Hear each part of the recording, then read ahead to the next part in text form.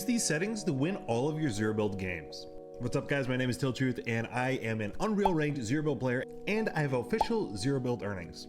And I wanted to make this video because I feel people simply just don't take the time to adjust these settings to maximize their potential. So we have two goals. One, we want to maximize the performance of our machine. We want the most frames possible.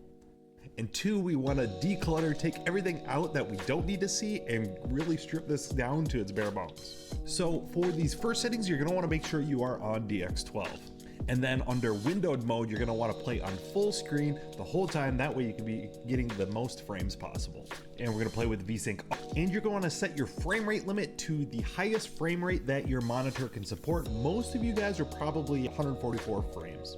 Also, be sure to go into your graphics card settings and make sure that you're actually putting out 144 frames and not just 60. It's a very common mistake.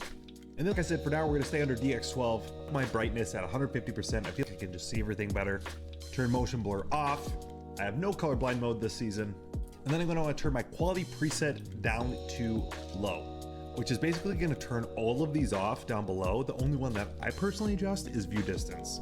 I can set things to far. And I personally keep show FPS on, turn off latency markers, and you want this NVIDIA Reflex low latency plus boost. And here it even says NVIDIA Reflex low latency reduces system latency in GPU bound scenarios. So low latency is good. And under the sound tab, I have visualize sound effects on. That is a very big one, meaning you can see directionally on your screen when an enemy is close or far, so on and so forth. It's really an essential thing to have set. Now, one thing I haven't adjusted is the sound quality or the 3D headphones. If you use that and you're a competitive zero build player or a competitive player in general, please let me know in the comments. I want to know if this is actually something I should be using or not. Now, under game settings, I have toggle sprint auto open doors on, tap search interact on, so I don't have to hold down the interact button. I have replays on. You can get better performance if you have replays off. We don't want any energy saving at all, so we have both these off. And also make sure you have a good sensitivity. Here's the sensitivity that I use on 800 DPI. And really the other thing I will say in general that just takes a lot of practice, but is very essential to zero build, is getting really good movement. Being very comfortable with your directional keys, your sprinting, your sliding, your mantling are all part of playing very fluid in zero build. Okay, and now we're gonna change to performance mode here and we're gonna hit apply. And we'll restart now.